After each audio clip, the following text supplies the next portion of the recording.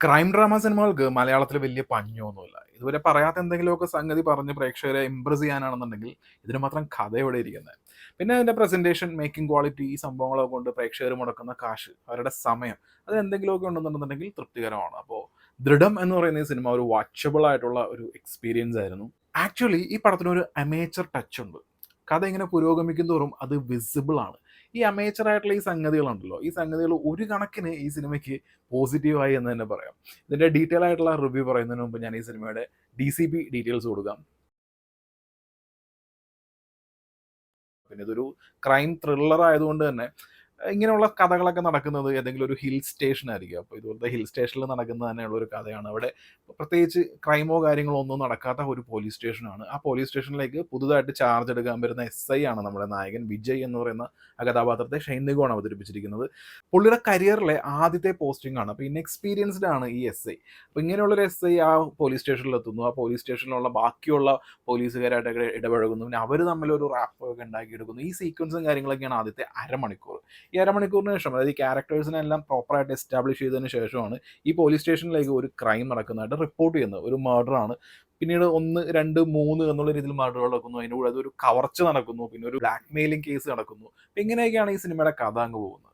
അപ്പോൾ കാര്യമായിട്ട് എക്സ്പീരിയൻസ് ഇല്ലാത്ത നമ്മുടെ നായകനായിട്ടുള്ള പോലീസുകാരനും കൂടെയുള്ള ബാക്കിയുള്ളവരും എല്ലാവരും ഇതെല്ലാം ഈ കേസുകളും കാര്യങ്ങളൊക്കെ എങ്ങനെ നേരിടുന്നു എന്നുള്ളതൊക്കെ ആ ഒരു ഇൻവെസ്റ്റിഗേഷൻ പോർഷൻ ഉണ്ടല്ലോ, അത്ര കാര്യമായിട്ടുള്ള എൻഗേജിങ് ആയിട്ടോ കാര്യങ്ങളോ ഒന്നും അല്ല വരുന്നത്. ഇപ്പോൾ ഇൻ്റർവെല്ലൊക്കെ ആകുമ്പോൾ, ഇൻ്റർവെൽ പോയിന്റ് അടക്കം വരുമ്പോഴേക്കും അങ്ങനെ പ്രത്യേകിച്ച് ഒരു നിർവികാരത എന്നുള്ളൊരു സംഭവം ഇതിനകത്തുണ്ട്. ഞാൻ നേരത്തെ പറഞ്ഞ പോലെ അമേച്ചർ ആയിട്ടുള്ള കുറേ സംഭവങ്ങൾ ഇതിനകത്തുണ്ട്. ഇതിനകത്ത് മെയിൻ ആർട്ടിസ്റ്റുകൾ കൂടാതെ ബാക്കിയുള്ള ഇപ്പോൾ 1, 2 സീനുകളിലൊക്കെ മാത്രമായിട്ട് വരുന്ന പോലീസ് സ്റ്റേഷനൊക്കെ ആകുമ്പോൾ ഈ പോലീസ് സ്റ്റേഷനിൽ വരുന്ന കുറേ ക്യാരക്ടേഴ്സും കാര്യങ്ങളൊക്കെ ഉണ്ടാവില്ല. അപ്പോൾ അവരുടെയൊക്കെ അഭിനയം അരോചകമായിരുന്നു. അതായത് ഇവർക്ക് യാതൊരുവിധ ഭാവപ്പെടാത്ത കുറേ ആൾക്കാരെയൊക്കെ എവിടെ നിന്ന് കിട്ടിയെന്ന് എനിക്കറിയില്ല. അപ്പം അങ്ങനെ കുറേ ക്യാരക്ടേഴ്സൊക്കെ ഇങ്ങനെ വരുന്നു. അപ്പോൾ ഈ ഒരു അസ്വസ്ഥതയും കാര്യങ്ങളൊക്കെ ഉണ്ട്. പിന്നെ പ്രത്യേകിച്ച് ഹൈ മൊമെന്റ്സും കാര്യങ്ങളൊന്നുമില്ല. ഒരു ഇൻവെസ്റ്റിഗേഷൻ നടക്കുന്നുണ്ട്. ഇൻവെസ്റ്റിഗേഷനിൽ പ്രോപ്പറായിട്ട് ത്രില്ലിംഗ് ആയിട്ടുള്ളതോ അല്ലെങ്കിൽ ഹൈ മൊമെന്റ് ആയിട്ടുള്ള കാര്യങ്ങളൊന്നും ഇല്ലാത്തതുകൊണ്ട് ഒരു ചെറിയ മടുപ്പ് ഈ സിനിമ ഉണ്ടാക്കുന്നുണ്ട്. ഈ മടുപ്പിൽ തന്നെയാണ് ഈ സിനിമയുടെ ഇടവേളയും വരുന്നത്. ഇനി സെക്കൻഡ് ഹാഫിലേക്ക് വരുമ്പോൾ ഈ അന്വേഷണം വീണ്ടും എന്തൊക്കെയോ കാര്യമായിട്ടൊക്കെ പറയാൻ ശ്രമിക്കുന്നുണ്ട് എന്നുള്ളൊരു തോന്നലുണ്ടാകുന്നുണ്ട്. അത് ഫസ്റ്റ് ഹാഫിൻ്റെ അത്ര ആ ഒരു ലാഗും കാര്യങ്ങളൊന്നും ഫീൽ ചെയ്യുന്നില്ല.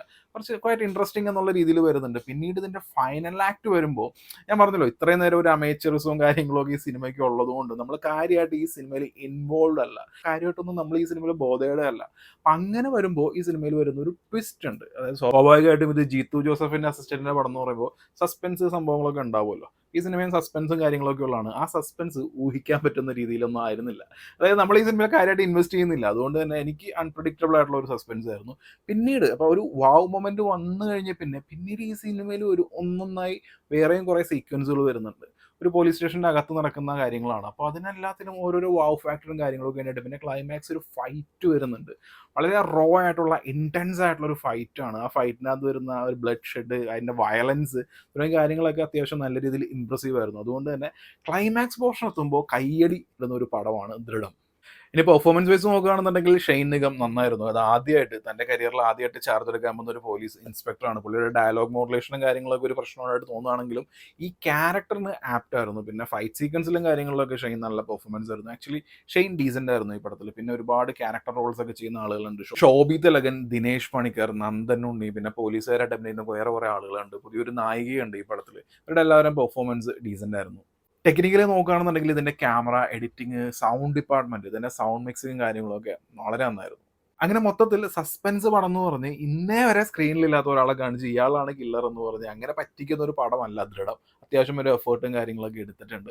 അതിൻ്റെ ഗുണം നമുക്ക് ഇതിൻ്റെ ക്ലൈമാക്സ് പോർഷൻ, അവസാനത്തെ ഫൈനൽ ആക്ട് എന്നൊക്കെ പറയുന്നത് ഞാൻ നേരത്തെ പറഞ്ഞ പോലെ കയ്യടി നേടുന്ന ഒരു പടം തന്നെയാണ് ദൃഢം. പക്ഷേ ആ സീക്വൻസിൽ വരുന്ന ഹെവി വയലൻസും കാര്യങ്ങളൊക്കെ കൊണ്ട് UA16+ ആണ് ഈ സിനിമയ്ക്ക് സെൻസർ ബോർഡ് നൽകിയതെങ്കിലും എന്നെ സംബന്ധിച്ച് ഇത് ആക്ച്വലി ഒരു A സർട്ടിഫിക്കറ്റ് പടം തന്നെയാണ്. അപ്പോൾ കുട്ടികളായിട്ട് ഈ സിനിമയ്ക്ക് പോകാൻ പ്ലാൻ ചെയ്യുന്നവരുണ്ടെന്നുണ്ടെങ്കിൽ ഈ ഒരു കാര്യം ശ്രദ്ധിക്കുക.